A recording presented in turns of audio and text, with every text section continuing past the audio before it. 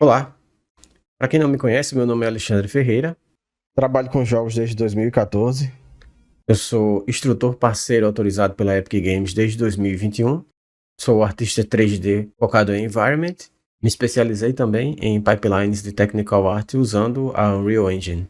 Nessa aula vamos conferir a nova pipeline de criação de materiais, o Substrate Material da Unreal Engine. Sem mais delongas, vamos começar. O Substrate é um sistema mais flexível e modular para a criação de materiais, substituindo os modelos fixos de shaders e blend mods que já estamos acostumados a usar na Unreal Engine. Ele usa propriedades físicas reais para representar materiais, permitindo blends mais precisos entre superfícies como metal, vidro e plástico, além de facilitar o empilhamento de camadas, conseguindo resultados realistas como líquido, sujeira ou arranhões sobre diversas superfícies, por exemplo. Os materiais são tratados como placas de matéria. Essas placas são uma representação, denominadas aqui de BSDF, Bidirectional Scattering Distribution Function, traduzindo, função de distribuição e dispersão bidirecional. São basicamente unidades pré-definidas baseadas em princípios físicos. Eu sei, está um pouco rebuscada essa explicação, mas já vai fazer mais sentido. Então, atualmente o Substrate ele não é habilitado por definição na engine. Tudo indica que ele vai ser a pipeline padrão de produção de materiais. E uma observação importante, antes de você habilitar o Substrate, né, que porventura a gente só consegue habilitar em um projeto já existente, caso você já tenha materiais no seu projeto e queira preservar esses materiais, é interessante que você faça uma cópia antes de habilitar o Substrate, ok? Porque uma vez habilitado, ele não consegue retornar a pipeline de criação de materiais Legacy, né, que é a original aí da Unreal Engine. Para habilitar não tem mistério, basta você ir aqui em Project Settings, vai até Rendering e vai ter a aba Substrate aqui, ou você pode filtrar também o termo Substrate aqui em cima e basta você clicar aqui na caixa Substrate Material Experimental. Ele vai aparecer esse aviso e vai pedir para reiniciar sua engine. Ok, feita a conversão, a engine reiniciou. E agora podemos conferir como é que tá os nossos materiais. Vou abrir aqui um material qualquer. Então, ele já não está mais com aquele root do Legacy. Ele está com o root já do Substrate. Está com o slab também atribuído a ele. A gente vai ver isso aqui com calma depois. E temos aqui a certeza de que os materiais eles foram devidamente convertidos, ok? Bom, então agora a gente consegue ver com mais clareza algumas das principais diferenças na composição dos substrates para a antiga pipeline de criação de materiais, né, que agora está Legacy. Basicamente, aqui a gente tem na parte da conversão o antes e o depois. A estrutura em si, diagramação desses nodes em questão, eles não tiveram grandes alterações. O que teve alteração foi o root e os inputs que atribuímos a eles. Para isso ele criou esse BSDF genérico, esse node aqui, para que a gente consiga atribuir os inputs, preservando aqui a originalidade do material. Esses nodes aqui em questão, os BSDF, eles são responsáveis por encurtar o caminho de produção de shaders mais complexos. Então, para que a gente evite um emaranhado de nodes ou de funções, e para facilitar também a própria parametrização de details do node root, ele já tem aqui pré-definições para que a gente possa atribuir ao node root e ligar as nossas texturas, né? Parametrizar. Por exemplo, né? A gente tem aqui específico para água, específico para fog, cabelo, olho e por aí vai. Então, linkando esses nodes com os operators, que daqui a pouquinho eu vou explicar melhor sobre eles, a gente consegue chegar num resultado bem mais interessante visualmente, bem mais próximo da realidade e também mais performático para hardwares atuais. Eu vou criar um novo material. Temos uma pasta aqui para organizar. E para criar um novo material Substrate é da mesma maneira que criamos qualquer tipo de material. Clica com o botão direito, espaço vazio. A gente tem aqui a opção de Material. M_, Substrate. underline 01. Esse é o nosso primeiro aqui para experimento. Quando criamos o nosso material, ele vem atribuído ao HUD com esse Substrate Unreal Engine 4 Default Shading. Então ele cria aqui automaticamente, pelo menos por enquanto, ele está criando esse node aqui com entradas mais familiares ao que a gente entende como o shader tradicional. Diferente do que aconteceu, que ele criou um slab aqui. A gente percebe também pela coloração, que é roxo, né? Então, é um slab. Então, esse aqui tem uma coloração azulada no topo, é uma função. E, abrindo ele, a gente vê que, na verdade, ele está usando o slab, mas para não assustar, vamos dizer assim, os designers menos experientes, ele faz essa gambiarra aqui, fingindo ser um root tradicional da engine. O Node root, ele tem certas particularidades que são semelhantes ao root original dos materiais. Ele depende também de uma parametrização aqui no Details, de como é que ele vai se comportar, né? O shader que a gente está criando vai se comportar aí para o que vai se destinar. Ele tem um Blend Mode e tem outras parametrizações específicas aí para cada shader que a gente está criando. Diferente do original, ele não vai ter as entradas base para as texturas que nós colocamos, né? Essas entradas elas vão estar em outros nodes. Aqui os principais que a gente vai usar vai ser o Substrate BSDF, esse conjunto aqui. E esses nodes em questão, assim como toda a programação que a gente cria no graph do material, vai estar ligada a um node root por esse input aqui, o front material. Retornando para um dos materiais convertidos, uma coisa interessante também que cabe a gente notar, esse BSDF que ele criou, ele, diferente dos demais, que não tem a necessidade disso, ele tem nele, como um parâmetro ativo, o Shade Model. Isso é para simular a pipeline antiga, o máximo possível, né? Coisa que os outros BSDF dispensam, né? Porque eles por si só já conseguem carregar essas características do Shade Model e além. Tem uma programação muito específica para certos tipos de shader. Indo agora para os Blend Modes, o Substrate ele possui seus próprios Blend Modes e eles são bem mais robustos, possibilitando aí interações mais complexas de shaders e mesclagem de coloração e texturas diversas. A gente tem também interações específicas para materiais translúcidos que apresentam uma representação física mais realista. Vamos então analisar os Blend Modes com o Node Root selecionado. Vamos até o painel Details e aqui temos a opção de Blend Mode. A primeira opção que a gente tem é o opaco. Sua principal característica é que ele não permite que a luz transpasse os objetos que estão com esse shader. A segunda opção que temos é Masked.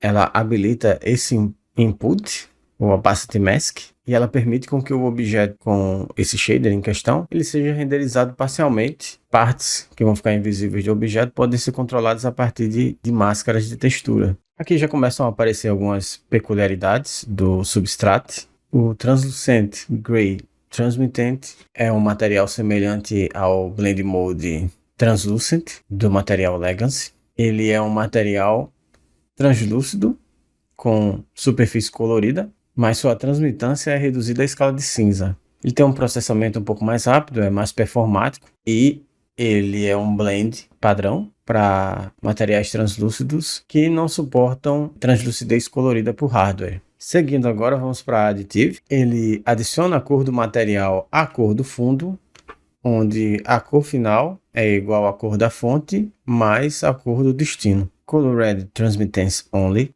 usa apenas a transmitência do material e interações da superfície são reduzidas a zero. Ele se assemelha muito ao antigo modo de mesclagem Multiply. Alpha Composite. Esse modo de mesclagem oferece um controle mais refinado sobre quais partes do material são mescladas de forma aditiva e quais partes são mescladas de forma translúcida, usando a entrada de opacidade. Funciona igual ao antigo modo de mesclagem Alpha Composite. Alpha Rollout. Esse modo de mesclagem mantém o alpha, permitindo criar buracos em objetos para revelar o que está por trás. Funciona igual ao antigo modo de mesclagem Alpha Rollout. E por último temos Translucent Colored Transmittance. Ele também é um material translúcido, completo, com superfície colorida, só que ele tem a cobertura e translucência colorida também. Ele é mais caro, pois o seu componente de renderização de translucência ele é renderizado num buffer separado e ele se assemelha muito ao antigo Blend Mode Thin Translucent. Bom, então como podemos observar, o Blend Mode de translucência agora está dividido em dois, o Gray e o Color Red, mas independente de qual você escolha para fazer a translucência do seu material, é muito importante também você atribuir um Light Mode para garantir com que o seu material seja melhor renderizado. Então, vou falar aqui agora dessas opções aqui de translucência que são parâmetros bem importantes que eventualmente vamos ter que mexer. Para facilitar a visualização dos Light Modes, eu vou aqui no Engine Content, vou filtrar por Static Meshes. Vou trazer um mesh aqui um pouco mais complexo para exemplificar. Esse aqui tá ok. E eu vou criar um material translúcido.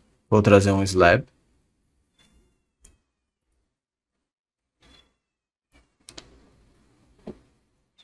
Antes de eu acoplar, eu vou escolher aqui a opção Translucent Color Red. Vou segurar a tecla 3 do teclado. Clicar em qualquer espaço vazio. Assim eu trago um Vector 3. Eu vou atribuir aqui uma tonalidade aqui. Pode ser essa por enquanto. Vou clicar na tecla 1 para trazer um Roughness. Vou colocar ele como 1.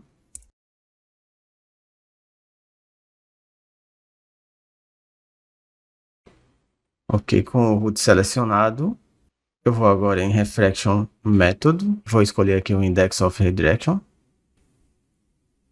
E eu preciso também de uma transmitância. Para isso eu vou trazer o node Subtract Transmittance to Mean Free Path. Eu vou atribuir a esse node um segundo vetor 3. Eu apertei com Ctrl D, ele duplicou. Vou colocar uma cor um pouco mais escura. Eu vou colocar um thickness nele de 0.5. E vou ligar a saída MFP no SSMFP. E aqui nós temos um material translúcido, um pouco opaco. E agora podemos fazer a nossa demonstração. Um pouco para a prática, não ficar só na parte teórica. O primeiro que temos é o Volumetric Non-Directional. Ele é um método de iluminação por pixel mais barato, mas para isso ele faz alguns sacrifícios, como desconsiderar o normal, e a iluminação é calculada para um volume sem direcionalidade. Ele é mais usado para partículas, VFX como poeira e fumaça. É interessante também termos um normal, que tem interação direta com o normal, ou não, então é interessante a gente medir isso, mensurar visualmente. Então eu vou trazer aqui um Texture Sample, eu vou colocar ele como normal, e vou buscar aqui um normal, underline N, para usar na nossa árvore. Não vai ser o mais adequado para aquele tipo de prop, mas só para demonstrar a interferência na escolha do Light Mode. Então, ok, feito isso, eu vou só esconder o Directional Light da cena. Eu vou segurar na minha viewport a tecla Ctrl e L, as teclas Ctrl e L. E agora eu tenho um controle aqui do meu Directional Light com o mouse. Eu só coloco ele para baixo, ok? E agora eu vou trazer um Point Light, indo aqui no Quick Edit to Project, Light, Point Light. Ele está com um alcance muito grande. Deixa eu colocar ele aqui mais do lado, com um alcance bem menor, aqui, mais ou menos. Certo. Que já dá pra gente ter uma noção boa. Ok. E agora, vamos analisar aqui cada parâmetro do Light Mode. A questão da direcionalidade. Quando um objeto é iluminado, essa luz ela sai de um ponto em comum, né, de um foco de luz, e ela passa pelo objeto numa direção. É sempre uma direção levando em conta a posição da câmera. Então, caso o objeto ele possua normals, esses normals eles vão gerar microdetalhes de cavidades, protuberância, e a gente vai entender melhor da onde a luz está vindo e por onde ela está atravessando. E observando esses detalhes, nós vamos saber em que direção a luz está sendo projetada. É importante ter isso em mente, né? Até para ver esse próximo parâmetro aqui, o Volumetric Directional, ele já vai ser um volume calculado a partir de uma direcionalidade. Então, ele vai levar em conta o normal do material. Então, utilizando essa opção em partícula, temos que habilitar uma outra opção aqui, é esse Generate Spherical Particles. Isso daqui vai desconsiderar o espaço tangente padrão das partículas e vai renderizar de forma mais performática. E é assim que o Volumetric Non-Directional fica. Então, a gente tem grandes perdas aqui na parte do normal e na parte de certos detalhes. Quando a gente já muda para o Directional, deixa eu trazer ele para cá.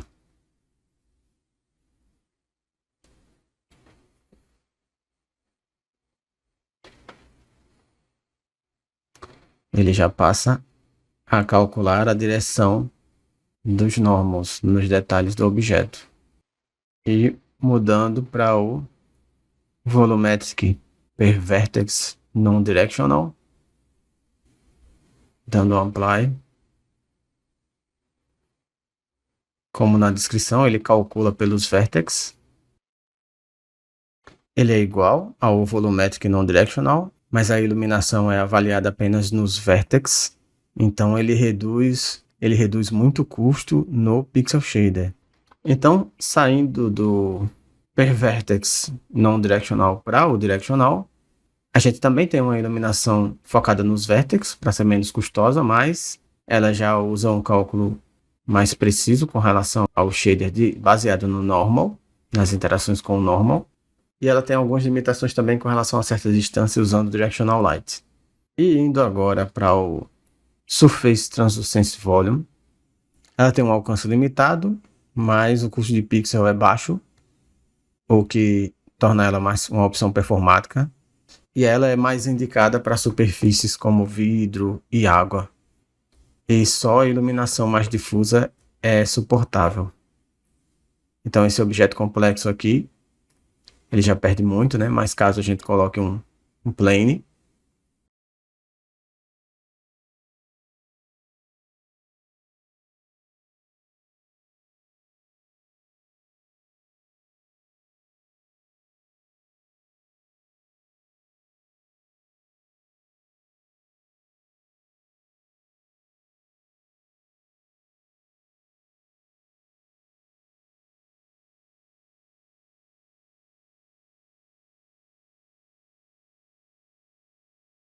é onde a gente extrai uma melhor condição aqui de renderização do objeto. E por último nós temos o Surface Forward Shading. A gente tem dois métodos de renderização principal aqui na Engine, que é o Deferred e Forward. Por definição, a Engine vem com o Deferred ativo.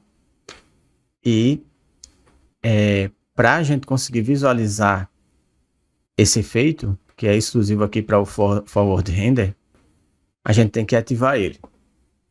Então, se você escolher essa opção, ele não vai ser renderizado, mas se você ativar aqui a caixinha de Forward Render e logo abaixo em Optimization, a gente também tem que marcar essas opções aqui referentes aos materiais translucentes e logo após isso reiniciar a engine.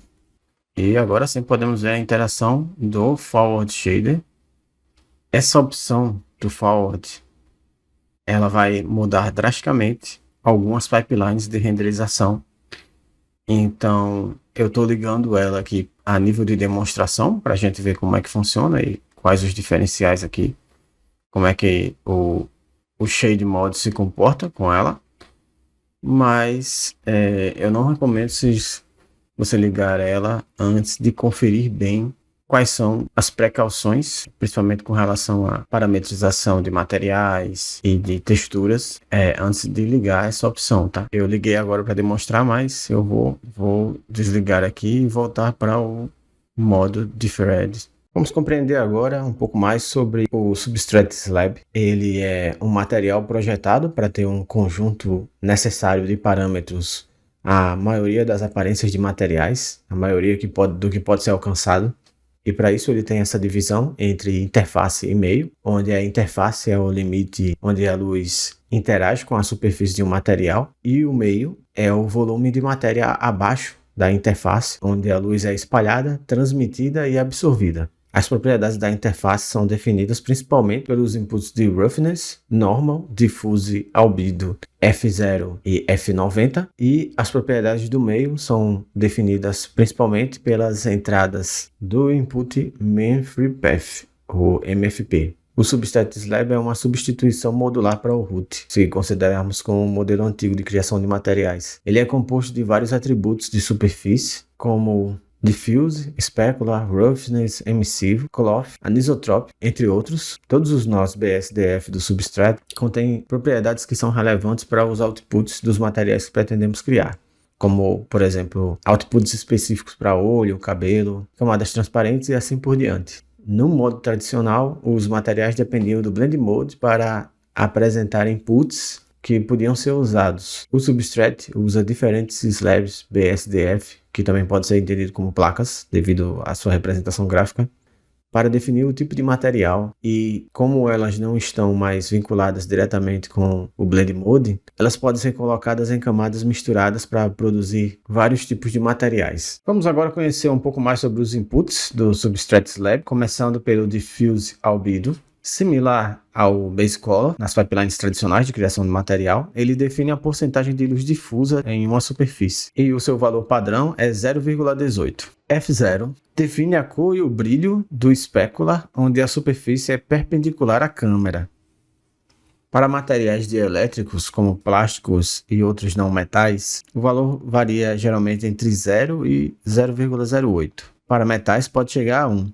Gemas podem alcançar até 0,16. F90 define a cor do destaque specular, onde a normal da superfície está a 90 graus da câmera. Apenas matizes e saturações são percebidos, com um brilho fixo em 1.0. E ele fica com aspecto escuro caso F0 for menor que 0,02. Roughness controla o quão áspero o material é.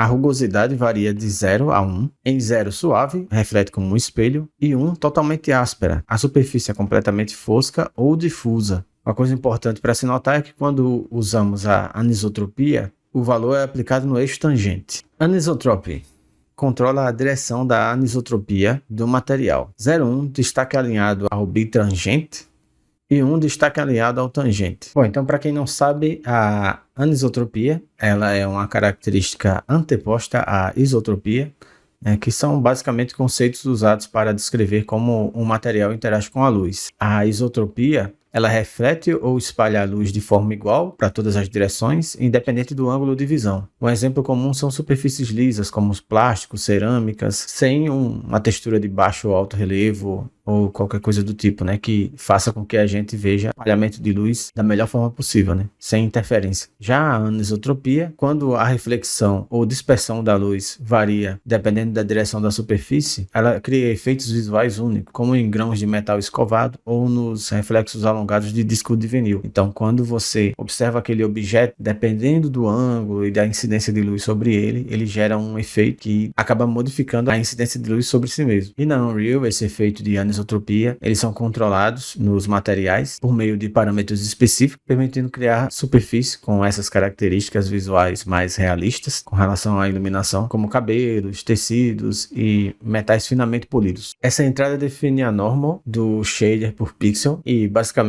as interações com o normal, elas criam essa ilusão de que o shader ele tem uma geometria um pouco mais complexa, com relevos e cavidades, geralmente aplicadas para microdetalhes, mas não existe uma modificação na geometria em si, Tudo é feito na textura, e enquanto a geometria ela apresenta uma quantidade X de polígonos, uma quantidade baixa de polígonos para ficar mais performático, o normal ele causa essa impressão de que o material em si ele é bem denso e tem muitos microdetalhes. Tangente Essa propriedade define a tangente de shader por pixels. O tangente é considerado no espaço tangente ou no global, conforme as propriedades de espaço no no-root do material. Para usarmos o tangent, nós precisamos conectar no input tangent um tangent space normal map. É diferente do object space normal map, o eixo dele é orientado relativo à textura, enquanto que o Object Normal Map, o eixo dele é orientado relativo ao objeto que a textura foi aplicada. Eu vou pegar como exemplo um aqui no Start Content, vou trazer uma Texture Sample.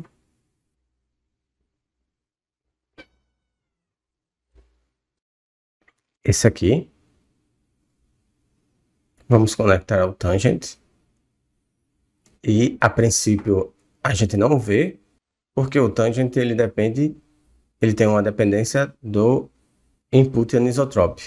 E o anisotrope, por definição, ele está desligado. Então, a gente vai trazer um vector 1, apertando a tecla 1 e clicando em qualquer espaço vazio. Vamos colocar 1 e vamos linkar aqui no anisotrope. Pronto, aqui nós já temos. Eu vou trazer um vetor 3 também, para linkar aqui no Diffuse. Precisamos então uma interação com o Metallic para facilitar melhor a visualização do objeto anisotropic. Eu posso colocar aqui um no F0. E aqui a gente já tem um efeito de Metallic e já conseguimos ver a interação do objeto anisotropic mudando, baseando no nosso ponto de vista. Para regularmos a intensidade do efeito que obtivemos com o normal tangente, aqui no anisotrope ele tem um range que vai de -1 até 1, e nesse range a gente consegue variar aqui a direção da iluminação do nosso efeito anisotrópico. Vou colocar aqui -1 e você vai ver que o efeito ele vai mudar de posição. O que está claro vai ficar escuro, o que está escuro vai ficar claro. E assim foi. E quanto mais afastado do zero, mais intenso, né? Então, se eu colocar aqui, por exemplo, 0.2,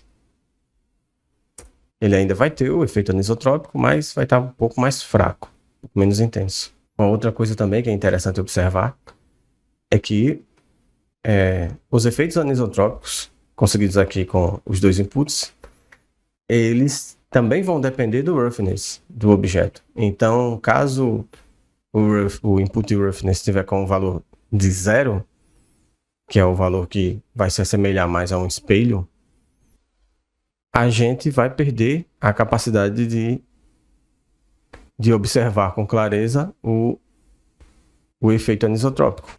Ele até apresenta o normal aqui tangente, mas a diferença de reflexividade a gente não vai conseguir observar mais. Então, tenha sempre em mente que os valores de roughness eles têm que estar setados de uma maneira correta para que o seu efeito ele seja melhor percebido. Então, o valor default aqui, ó, ele está como 0.5. Então, agora vamos para os inputs de subsurface. Vamos começar pelo MFP. Ele controla a densidade do material, influenciando a absorção e dispersão de luz pelo material, define a distância média na qual um fóton interage com uma partícula do material, controlada pelo canal de Q. Ele é usado apenas quando não há subsurface profile atribuído ao nó raiz do material. Para exemplificar, eu vou colocar aqui o base color com uma coloração um pouco mais próxima da pele humana e vou atribuir o subsurface. Colocar o valor de 1.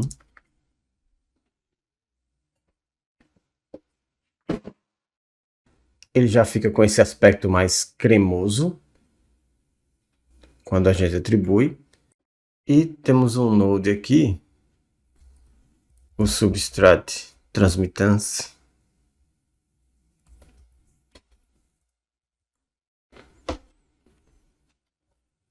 que a gente pode usar ele como base também para o Subsurface. gente pode colocar uma coloração aqui mais avermelhada.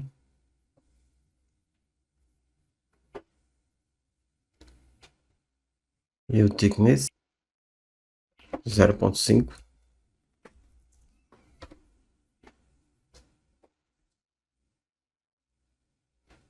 Subsurface MFP Scale. Ele é usado como um parâmetro de um Subsurface Profile, atribuído ao nó raiz de material, e ele escala o raio do caminho médio livre do perfil subsurfacial para um valor entre 0 e 1. Para criarmos um Subsurface Profile, vamos aqui em uma subpasta de material, no caso eu já criei aqui previamente essa subpasta, e clicando com o botão direito no espaço vazio, a gente consegue aqui indo em materiais, essa opção aqui de Subsurface Profile.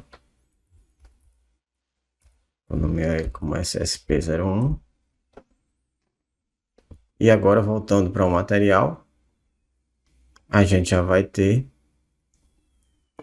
clicando aqui no nosso slab, o parâmetro de Subsurface e podemos adicionar o nosso Subsurface recém-criado. E aqui a gente consegue regular a escala desse Subsurface parâmetro.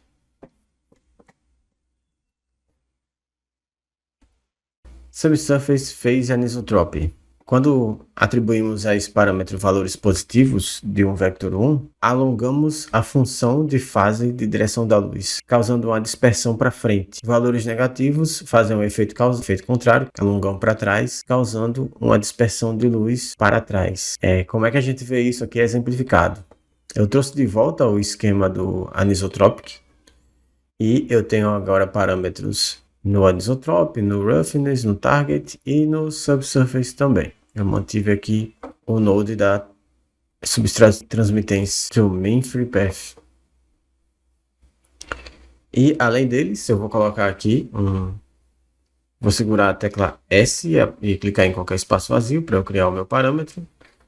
Eu vou colocar ele como SSS underline phase. E vou colocar aqui um range, onde o mínimo vai ser -1 e o máximo vai ser 1. E vou salvar aqui o meu material e vou criar uma instância. Clicar 2 vezes. E aqui, no próprio preview da instância, a gente já vê o efeito, o que causa no material.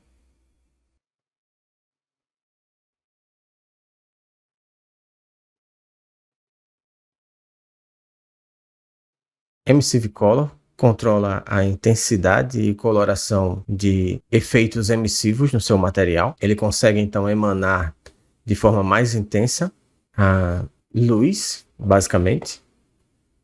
Uma coisa interessante.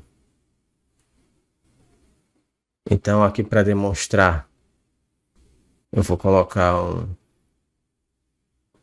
um vetor 3.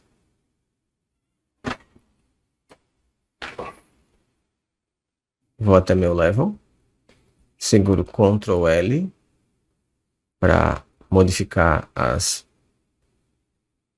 posição aqui do Directional Light. Vou colocar aqui ele bem para baixo para simular aqui uma noite. Aqui, mais ou menos. E eu vou adicionar aqui para demonstração uma esfera.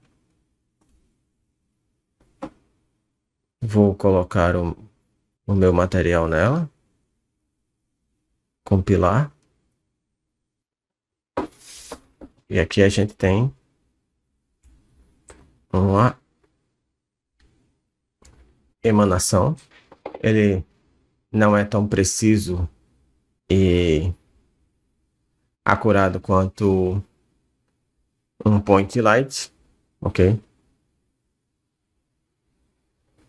gente colocar aqui um point light na cena, ele vai ter uma distribuição de fótons mais realista. Aqui não, aqui é bem mais econômico, mas uma vantagem aqui da engine atual é que esse tipo de emissivo, ele, nas versões antigas da engine, quando ele sumia da tela, ele não emanava mais esse tipo de iluminação. E agora ele ainda continua, a iluminação persiste. Então, ele serve como um ponto de foco, é uma solução barata, bem mais econômica. Mas agora os objetos emissivos, eles efetivamente estão emitindo fótons. Consegue controlar também a intensidade desse emissivo. Então, eu posso atribuir aqui um multi e um vetor 1. Vou colocar aqui com intensidade 1.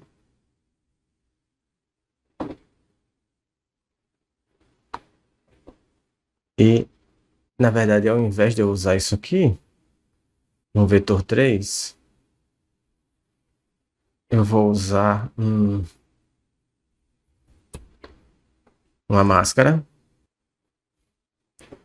com o meu texture sample selecionado. Vou aqui em masks e vou procurar, acho que isso aqui está interessante.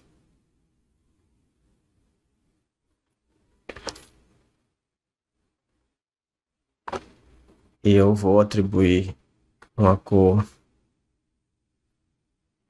mais cinza no diffuse color, mais acinzentada. E temos a minha máscara aqui. Dá um save. Vou converter esse vetor em um parâmetro. Emissive intensity. Salvo. E vou criar uma instância, e a partir dessa instância é que eu vou parametrizar o meu emissivo. Então pode ficar bem mais ou menos intenso. Secondary roughness e secondary roughness weight. Eu vou usar aqui como exemplo a própria máscara que eu estava usando no emissivo. E basicamente o secondary roughness, como o próprio nome diz, ele é uma segunda aplicação de roughness, ou seja, de rugosidade no material. E aqui normalmente atribuímos uma máscara, e para regular sua intensidade, no parâmetro de baixo a gente coloca um vetor 1.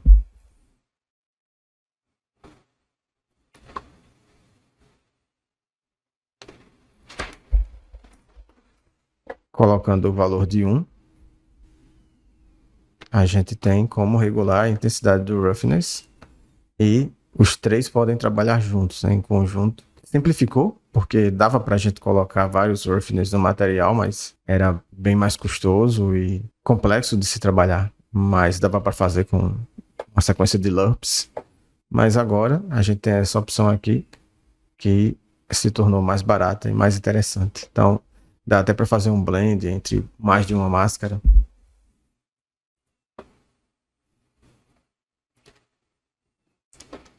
Por exemplo, aqui.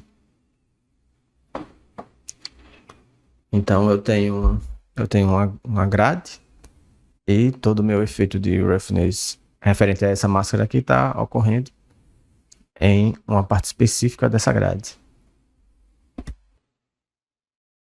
E o roughness principal, ele também pode exercer uma influência no total do resultado final. A gente tem alguns parâmetros referentes a fuzz, que especificamente está trabalhando com penugem. Então a gente tem o roughness, amount e color. A gente não vai se aprofundar nisso daqui por enquanto, porque isso daqui vai demandar uma modelagem específica, um shader específico, para a gente ver a representação, principalmente para pelos, cabelo, essas coisas. Então isso aqui vai ficar para uma aula futura. E a gente também tem inputs específicos para glint, os efeitos de Glint, que para eles serem acionados, a gente tem que configurar um arquivo chamado consolevariables.ini no projeto e adicionar esse r.substrat glint igual a 1 nesse arquivo. É uma coisa que eventualmente você pode fazer, você vai precisar fazer para configurar alguns tipos de parâmetros dentro da engine. Parâmetros que não são default, configurar esses tipos de arquivo txt com o final ini, mas para dinamizar aqui a aula também, para os propósitos de aula, a gente não vai se aprofundar nisso por enquanto. Depois eu vou subir um tutorial mais específico para a utilização desses inputs. Um grupo de nodes que é importante a gente ter conhecimento nesses primeiros passos do Substrat são os nodes do Substrat Operators. Tem o Add, Coverage Weight, Horizontal Blend e o Vertical Layer. Então vamos conferir algumas aplicações com esses nodes. Começando pelo Add, ele faz um blend entre dois slabs, ok? Basicamente é isso que ele faz. A gente adiciona aqui o slab A e o slab B e a saída ligamos no Front Material. E eu vou adicionar aqui alguns nodes para a gente ver o tipo de interação que a gente consegue. Aqui como exemplo rápido, eu adicionei um vetor 3 em cada, um slab e um normal. E agora, baseado no blend, a gente vai ter a interação dos dois tipos fazendo um blend direto. A gente não tem muito controle do tipo de interação que ele está tendo. E, sinceramente, isso daqui a gente conseguiria também esse tipo de resultado só com um slab. Então, na própria documentação, eles mencionam que esse tipo de node ele não tem uma fiscalidade plausível, porque ele é muito dispendioso na sua produção, né? E que a gente evite ele sempre que possível, né? Então, assim, dá para usar em alguns casos específicos, mas a gente consegue resultados semelhantes de outros meios aqui. Eu vou pular agora para o Coverage Weight. Esse carinha aqui, vou usar até nesse próprio exemplo mesmo também. Eu vou ligar aqui no A e o input A eu vou colocar aqui no Add. E como weight, eu vou usar uma textura derivada desse normal, que no caso aqui vai ser essa máscara aqui, para que o espalhamento desse noise do segundo Substrat Slab ele seja um pouco mais controlado, né? No caso aqui, eu estou usando as coordenadas da máscara para que ele fique mais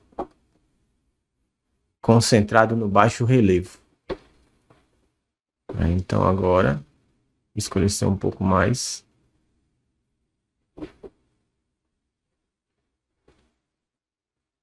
E aqui a gente tem, vou colocar uma outra tonalidade aqui. Aqui a gente tem a tonalidade mais clara em alto relevo.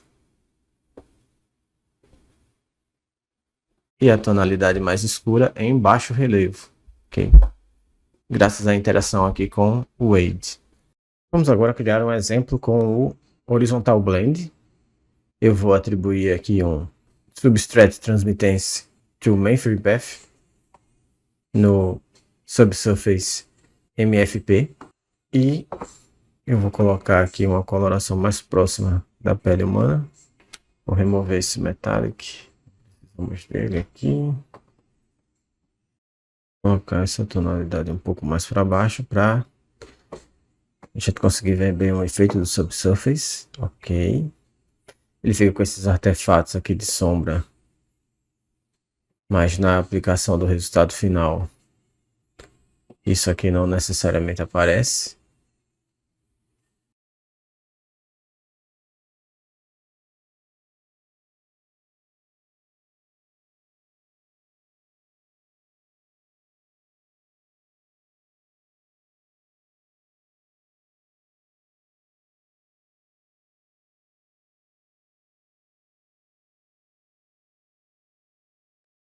não necessariamente aparece. Deixa eu esconder mais aqui esse Directional Light. Isso. Aqui temos o efeito. Um pouco mais de destaque do Subsurface. E vamos fazer um blend com outro slab. Só que nesse outro slab nós vamos adicionar um normal. Deixa eu trazer um texture sample.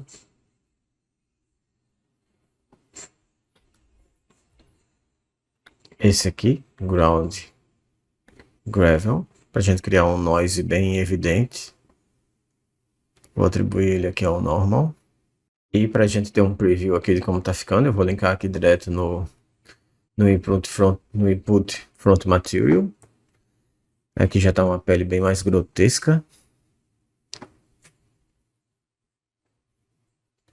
E além disso aqui, eu vou duplicar o meu texture sample.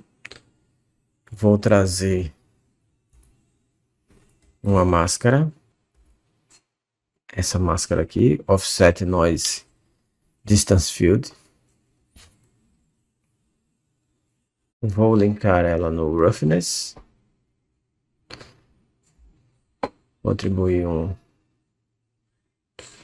multiplicador. Vou trazer um Texture Coordinate.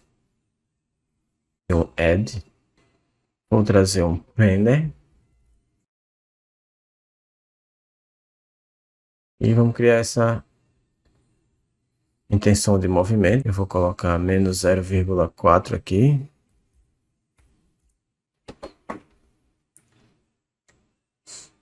E ele vai se mover.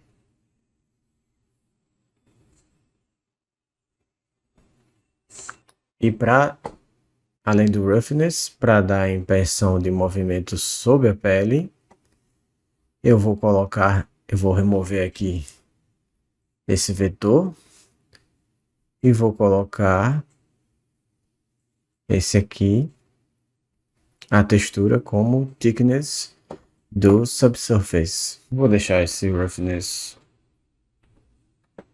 um pouco menos intenso.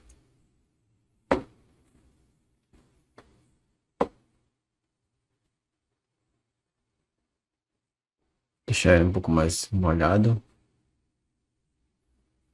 Ok. E agora vamos fazer o blend. Aqui vai ser o background. Com efeito vai ser o foreground.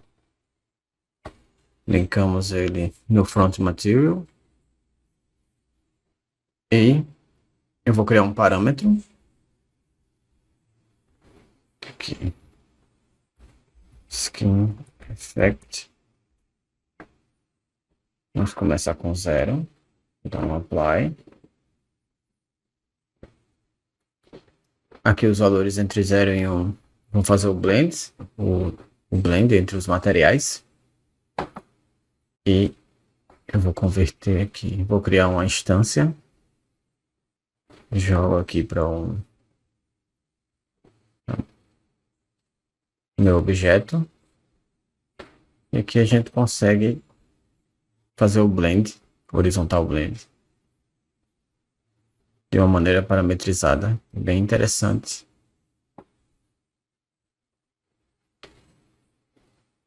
Que podemos usar aí na transformação, zumbis, criaturas ou até ferimentos mesmo de pele.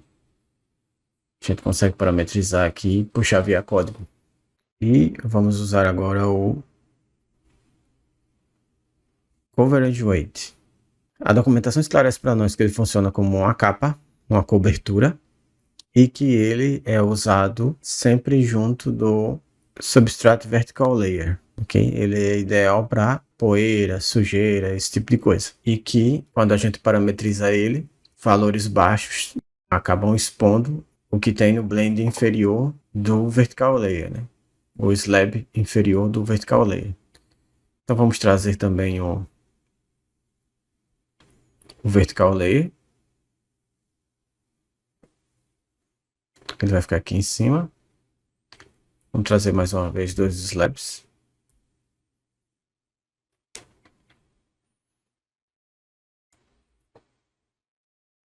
Ok.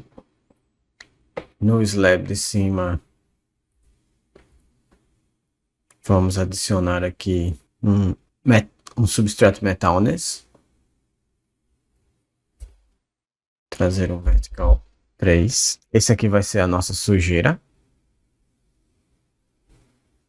Então eu vou colocar ele com esse coloração meio de ferrugem. Vamos colocar um no metallic.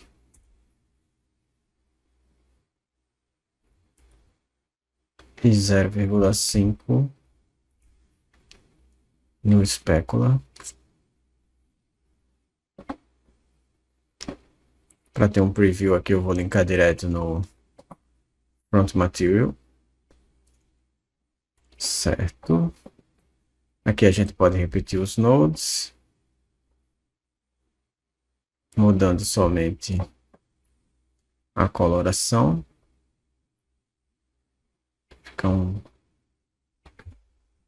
verde.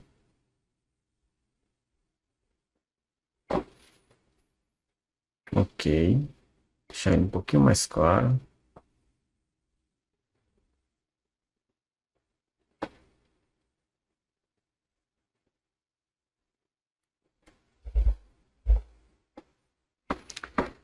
Certo. Aqui, basicamente, como é que vai funcionar? Vamos colocar aqui esse slab inferior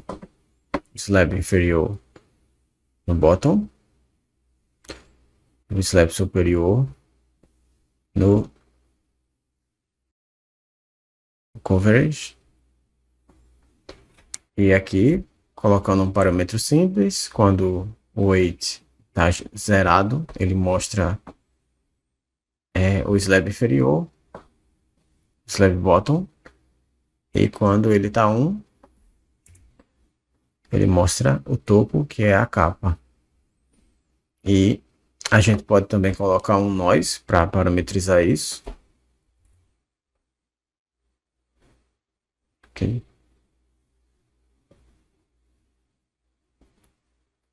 Então nós vai atuar como uma sujeirinha mesmo. E nada impede que a gente parametrize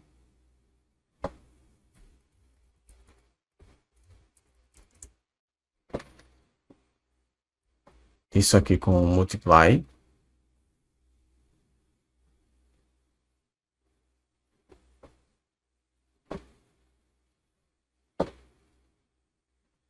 Colocar ele como parâmetro o valor de 0 para iniciar.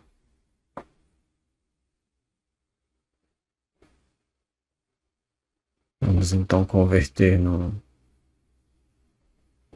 Vamos então criar uma instância. Vou jogar a instância aqui.